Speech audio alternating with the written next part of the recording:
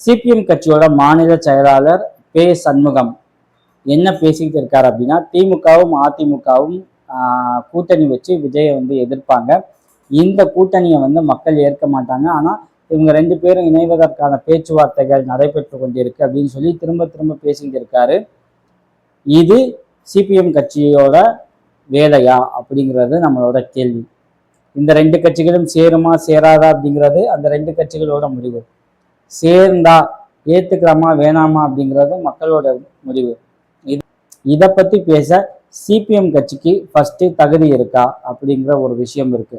ஏன்னா அந்த கட்சியோட ஹிஸ்டரி அப்படி இருக்கு. அதை தான் இந்த வீடியோவில் பார்க்க போறோம். Welcome to Uncast Tamil. நான் உங்கள் எம்எஸ்வி.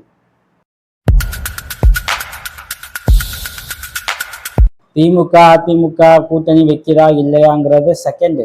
ஃபர்ஸ்ட் நீங்க பார்த்துருப்பீங்க, தமிழ்நாட்டில் சிபிஐ இந்திய பொது உடைமை கட்சி சிபிஐ இருக்கு, இந்திய மார்க்சிய வழியில பொது உடைமை கட்சி சிபிஐஎம், இந்த 2 கட்சி இருக்கு.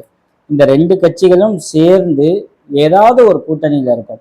ஒன்று திமுக கூட்டணியில இந்த 2 கட்சிகள் இருக்கும், இல்லை அதிமுக கூட்டணியில இந்த 2 கட்சிகள் இருக்கும். ஒருவேளை மக்கள் நல கூட்டணின்னு வந்தா கூட இந்த 2 கட்சிகள் இருக்க வாய்ப்பு இருக்கு. ஸோ எந்த கூட்டணியா இருந்தாலும் இந்த 2 கட்சிகளும் சேர்ந்து தான் இருக்கு. என்ன முடிவெடுக்கலாம் அப்படிங்கிறத இந்த 2 கட்சிகளும் டிஸ்கஸ் பண்ணி தான் முடிவெடுக்கிறாங்க. இப்படி ஒட்டி பிறந்த இரட்டை குழந்தை போல் இருக்க இந்த சிபிஐயும் சிபிஎம்மும் ஏன் தனித்தனி கட்சியா இருக்கு அப்படிங்கிற கேள்வி ஃபர்ஸ்ட் யாருக்கா வந்திருக்கணும்ல. எதற்காக தனியா இருக்க வேண்டிய அவசியம் இருக்கு? இந்த கட்சி ஏன் ஒன்னா இல்லை அப்படிங்கிற கேள்வி இருக்குல்ல. அதுக்கு இந்தியால கம்யூனிஸ்ட் கட்சியோட ஹிஸ்டரியை நீங்க ஃபுல்லா தெரிஞ்சுக்கணும். 1925 கான்பூர்ல சிபிஐ அப்படிங்கிற கட்சி ஆரம்பிக்கப்படுது. ஓகேங்களா, இந்திய பொது உடைமை கட்சி. அப்புறம் 1951-52 ஃபர்ஸ்ட் எலெக்ஷனை ஃபேஸ் பண்றாங்க. 1957 சிபிஐ கேரளால ஆட்சிக்கு வருது. அதாவது இந்தியால காங்கிரஸ் அல்லாத ஒரு தேசிய கட்சி ஆட்சியை பிடிக்குது அப்படின்னா அது கம்யூனிஸ்ட் கட்சி தான். மாநில கட்சி அப்படின்னா அது திமுக. அந்த பாயிண்ட் வேண்டாம். ஸோ சிபிஐ 1957 கேரளால இஎம்எஸ் நம்பூதிரிபாத் தலைமையில ஆட்சியை பிடிக்குது. இதுதான் சிபிஐ ஃபர்ஸ்ட் ஆட்சிக்கு வந்த ஒரு விஷயம். நீங்க சோவியத் ரஷ்யான்னு பார்த்துருப்பீங்க. அப்படின்னா சோவியத் யூனியன் நிறைய நாடுகள் இணைந்த ஒரு பெரிய கட்டமைப்பு. அது இடதுசாரி கொள்கைகளை தீவிரமா பேசினது. ஆனா சில கருத்து முரண்பாடுகளால் அந்த சோவியத் உடஞ்சு இன்னைக்கு சோவியத் அப்படியே இல்லாம போயிருக்கு. இந்த சோவியத் யூனியன்ல கிருஷ்யே அப்படிங்கிற ஒரு லீடர் இருந்தார். அவர் என்ன பண்றாங்க அப்படின்னா, முதலாளித்துவ நாடுகளோட நம்ம ஒரு சின்ன அண்டர்ஸ்டாண்டிங்கோட பயணிக்க வேண்டியது இருக்கு அப்படிங்கிற ஒரு விஷயத்த பேசுறாரு. அங்கதான் இந்த பிரச்சனைகள் ஆரம்பிக்குது. முதலாளித்துவ நாடுகளோட எப்படி நம்ம ஒட்டி பயணிக்க முடியும்? நம்ம கொள்கை, அடிப்படை கொள்கையே முதலாளித்துவத்துக்கு எதிரான ஒரு விஷயம் தானே அப்படின்னு சொல்லிட்டு சீனாவை சேர்ந்த மாவோ தேசுங் அப்படிங்கிறவரு பேச ஆரம்பிக்கிறாரு. ஸோ 2 கருத்துகள் அங்க பெருசா வெடிக்க ஆரம்பிக்குது. ஒன்று ரஷ்யாவா சோவியத்தா இருக்கு, இன்னொன்று சீனாவா இருக்கு.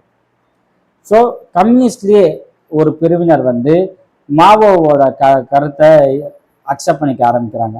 நம்ம ஒரு முதலாளித்துவ நாடுகளோட நம்ம சேர்ந்து பயணிக்க முடியாது, அவங்க கொள்கையில எதையுமே நம்ம ஏற்றுக்க முடியாது அப்படின்னு சொல்லிட்டு மாவோவோட, அதாவது சீனாவை சேர்ந்த மாவோ சேதுங் அவரோட கொள்கைகளை இருக்கிறாங்க.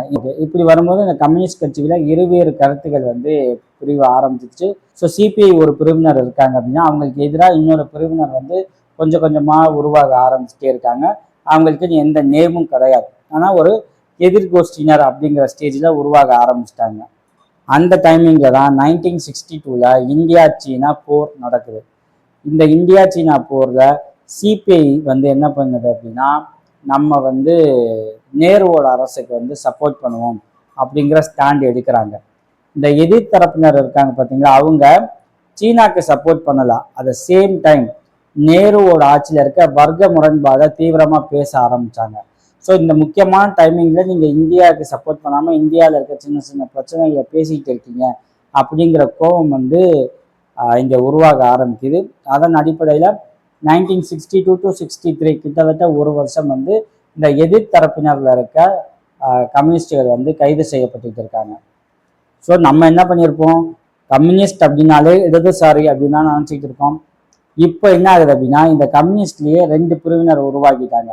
ஒன்று சிபிஐ நேருவை சப்போர்ட் பண்றது, முதலாளித்துவ நாடுகளை சப்போர்ட் பண்றதுன்னு சொல்லிட்டு ஒரு பிரிவு சொன்ன பார்த்தீங்களா, அவங்கள வந்து வலதுசாரி கம்யூனிஸ்ட் அப்படின்னு சொல்லி இவங்க வந்து பேட்ச் குத்த ஆரம்பிச்சிட்டாங்க.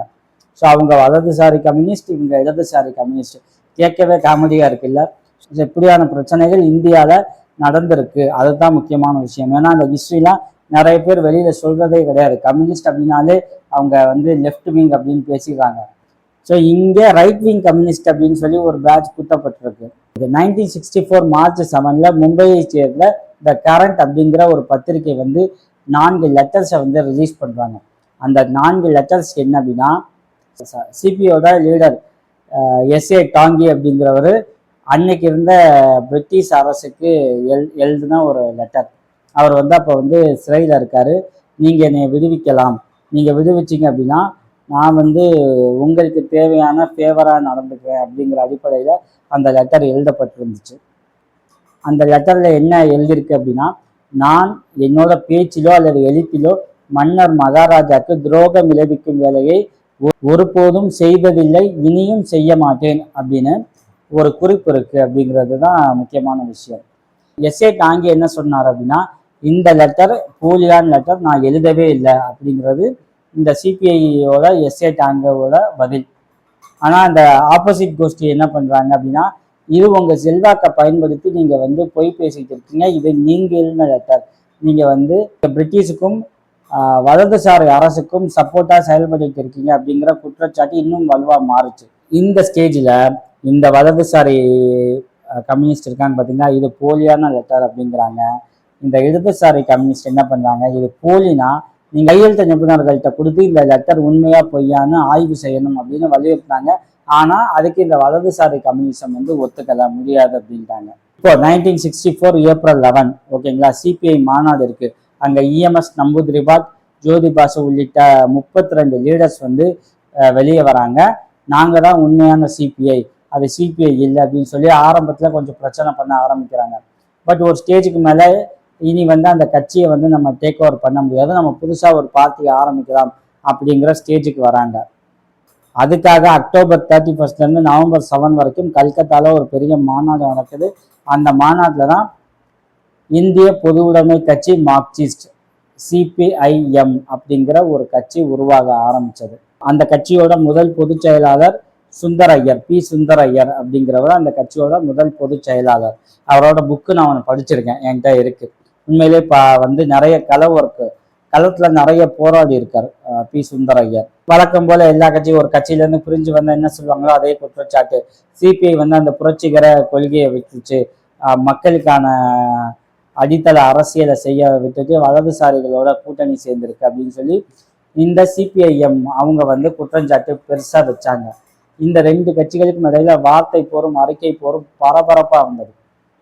இதோட வெளிப்பாடா சிபிஐயோட நியூ ஏஜ் பத்திரிகை அது என்ன பண்ணுது, வரலாறு இவர்களை மன்னிக்காது, இவர்களை அப்படின்னா சிபிஐஎம், அந்த வெளியில போனாங்க பார்த்தீங்கன்னா சிபிஎம், அவங்கள வரலாறு இவர்களை மன்னிக்காது அப்படின்னு சொல்லி தலைப்பிட்டு மிகப்பெரிய வந்து கட்டுரை வந்து அந்த நியூ ஏஜ் பத்திரிகை வந்து எழுதியிருக்கு.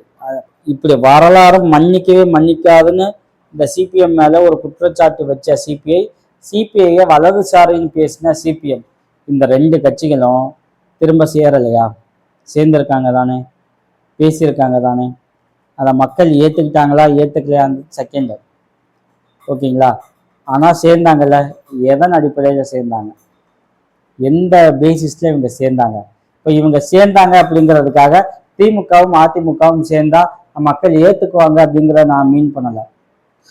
திமுகவும் அதிமுகவும் சேருமா சேராதா அப்படிங்கிறது அந்த கட்சியோட வேலை. ஒரு கம்யூனிஸ்டா பேசன்முகம் என்ன பண்ணியிருக்கணும் அப்படிங்கிறது தான் இங்க நம்ம பேச வேண்டியது.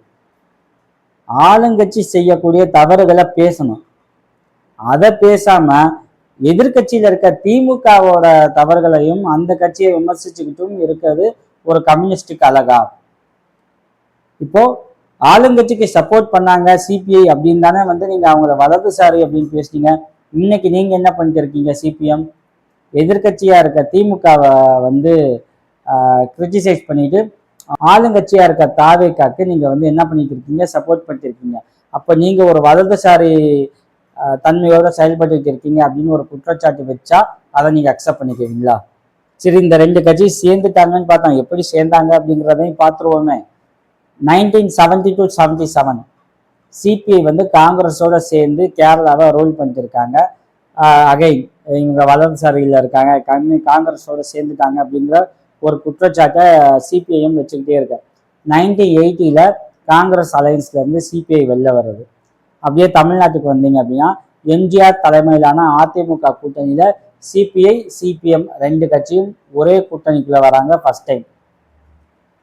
அப்போ இவ்வளவு நாளா சிபிஐயை எதிர்த்த சிபிஎம் ஏன் உள்ள வந்துச்சு? சிபிஎம் வரலாறே மன்னிக்காது அப்படின்னு பேசின சிபிஐ எப்படி ஏத்துக்குச்சு அப்படிங்கிற பல கேள்விகள் இருக்கு. அந்த கேள்விகளுக்கு பதில் சொல்லாம இந்த ரெண்டு கட்சிகளும் எதன் அடிப்படையில திரும்ப சேர்ந்தீங்க? அன்னையில இருந்து இன்னைக்கு வரைக்கும் மேக்சிமம் நீங்க ஒரே கூட்டணியில தான் இருக்கீங்க, ஒரே கொள்கையை தான் பேசிக்கிட்டு இருக்கீங்க, ஒரே செயல் திட்டமா தான் இருக்கு. இப்போ இந்த ரெண்டு கட்சி தனித்தனியா இருக்க வேண்டிய அவசியம் என்ன இருக்கு? ரெண்டு கட்சிகளும் ஒன்னா சேரலாம்ல.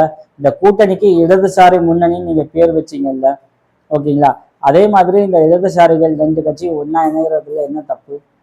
ஒரே கூட்டணியில இருப்பாங்களாம், ஒரே கொள்கையை பேசுவாங்களாம், ஒரே விஷயத்த ஒன்னா டிஸ்கஸ் பண்ணி முடிவெடுப்பாங்களாம், ஆனா வேற வேற கட்சியாம். இது என்ன கான்செப்ட்?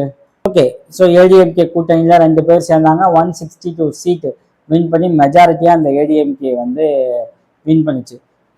ஸோ இதுக்கப்புறம் 2004 மன்மோகன் சிங்கோட யூபிஏ கவர்மெண்ட், ஓகேங்களா, அந்த கவர்மெண்ட்டுக்கும் சிபிஐ சிபிஎம் வந்து சப்போர்ட் பண்ணாங்க. அன்னையிலேருந்து இன்னைக்கு வரைக்கும் காங்கிரஸோட கூட்டணியில் இருக்கிறதுல எந்த பிரச்சனையும் கிடையாது, ஓகேங்களா. காங்கிரஸ் கூட சிபிஐ சேர்ந்துருச்சு, இது எப்படி அப்படின்னு பேசினா அதே சிபிஎம் தமிழ்நாட்டில் திமுக தலைமையிலான கூட்டணியில, மதச்சார்பற்ற கூட்டணியில சிபிஎம் அங்க இருக்குது, சிபிஐ இருக்கு, காங்கிரஸும் இருக்கு. ஸோ இப்போ எங்க போச்சு அந்த முரண்பாடுகள், அந்த கேள்விகள்? மக்கள் என்ன கொஸ்டின் பண்ணாங்க? உங்களை சப்போர்ட் பண்ணாங்கல்ல. இப்படி சொந்த கட்சி தோழர்களையே வரலாறு மன்னிக்காது அப்படின்னு பேசினாங்க, நாட்டுக்கு எதிராக செயல்படுறாங்க அப்படின்னு பேசினாங்க. அந்த கட்சிகள்ல அந்த கசப்புகள் எல்லாத்தையும் மறந்து இன்னைக்கு இந்த கட்சிகள் எப்படி ஒன்னா சேர்ந்து பயணிக்குது அப்படிங்கிற ஒரு கேள்வி இருக்கு.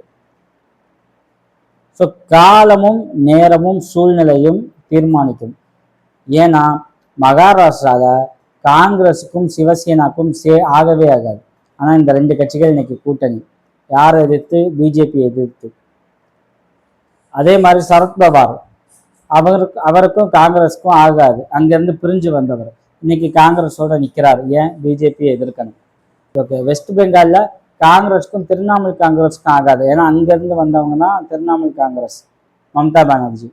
இன்னைக்கு அவங்க தன்னோட கட்சியை காங்கிரஸோட சேர்க்கலாமா அப்படின்னு நினைக்கிற அளவுக்கு ஒரு சுச்சுவேஷனை பிஜேபி கிரியேட் பண்ணியிருக்கு. நானுமே பிஃபோர் எலெக்ஷன் முன்னாடி சொல்லியிருந்தேன், இங்க ஒருவேளை பிஜேபி ஆட்சிக்கு வந்தால், ஒரு முறை ஆட்சிக்கு வந்தாலும் பிஜேபியை இங்க ஆட்சியில இருந்து விரட்டுறது அவ்வளோ ஈஸி கிடையாது.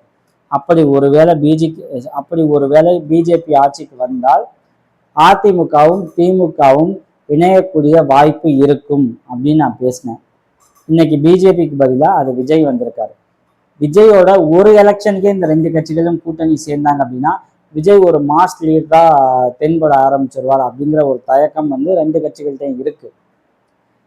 ஒருவேளை அடுத்து 2-3 எலெக்ஷனுக்கு விஜய் வந்து ஒண்ணுமே பண்ண முடியல, அவருக்கு தான் வந்து மக்கள் செல்வாக்கு இருக்கு அப்படின்னா ஆட்டோமேட்டிக்கா இந்த திமுக அதிமுக கூட்டணி ஒருங்கிணைப்பு சாத்தியப்படும். அதை வந்து மக்களும் கொஞ்சம் கொஞ்சமா அக்செப்ட் பண்ணிக்க ஆரம்பிப்பாங்க. இன்னைக்கு தேதியில இந்த ரெண்டு கட்சிகளும் வந்து இணைந்தால் மக்கள் ஏத்துக்கிறது அவ்வளவு வீசி கிடையாது, கஷ்டமான ஒரு விஷயம். இதை நம்ம பேசலாம். சண்முகம் இதை பேசுவதை விட்டுட்டு உருப்படியான தாவேக அரசோட தவறுகளை சுட்டி காட்டும் வேலையை பார்க்கலாம். மீண்டும் வேறொரு டாபிக் குறித்து பேசுவோம். தேங்க்யூ.